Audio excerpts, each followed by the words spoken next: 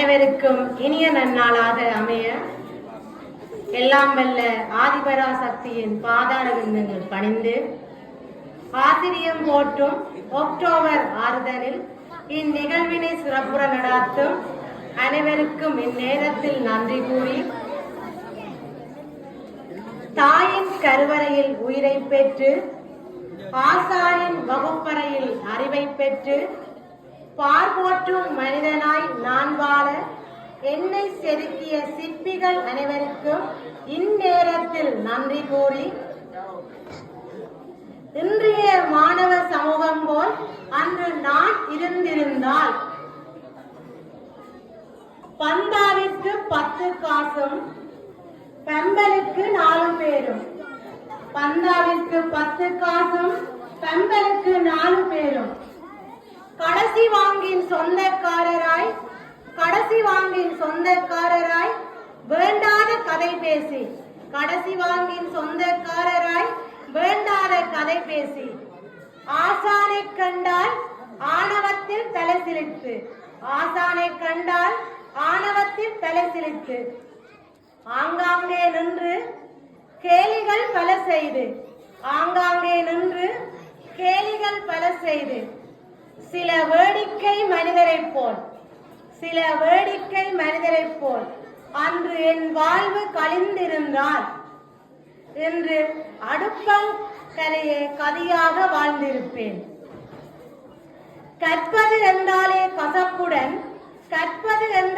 கசப்புடன் பொழுதுபோக்கும் ஓரிடமாய் பள்ளிதனை நான் நினைத்து, பொழுதுபோக்கும் ஓரிடமாய் பள்ளிதனை நான் நினைத்து ஒழுக்கம் என்ற சொல்லிற்கு அகராதியில் அர்த்தம் தேடி, ஒழுக்கம் என்ற சொல்லிற்கு அகராதியில் அர்த்தம் தேடி சில வேடிக்கை மனிதரைப் போல் என் வாழ்வு கழிந்திருந்தால் என்று கண்டவர் மிதிக்கும் வெற்றி காகிதமாய் என் வாழ்வு முடிந்திருக்கும். கண்ணுக்கு மைதீட்டி முகத்துக்கு சாயம் பூசி தலைமுடியை சுருட்டிவிட்டு இதுதான் அழகு, இதுதான் வாழ்க்கை என்று தந்தையின் வேர்வை துளியும் தாயின் கண்ணீர் துளியும் அறியாது அன்று என் வாழ்வு கடந்திருந்தார் இன்று 5க்கும் 10க்கும் கையேந்தி நின்றிருப்பேன். கண்டிக்கும் ஆசானை வெறுப்புடனும் தண்டிக்கும் ஆசானை சட்டத்தின்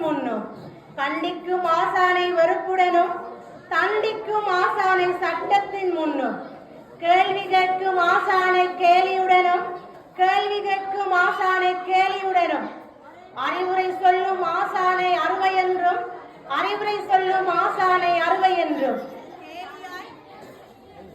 என் வாழ்வு அன்று கழிந்திருந்தார். இன்று சபை நடுவே என் குரல் ஓங்காது, என் கைகள் உயராது, கம்பிகள் நடுவே என் வாழ்வு காணாமல் போயிருக்கும். சிறுவயது ஏடு முதல் நவீன உலக கூகுள் மீட்பரை அர்ப்பணிப்போடு கற்றுத்தர ஆசிரியர் இல்லை என்றார். 6 அடி மனிதனும் 5 அறிவுடனே அகிலத்தில் உலாவுவான். நன்றி.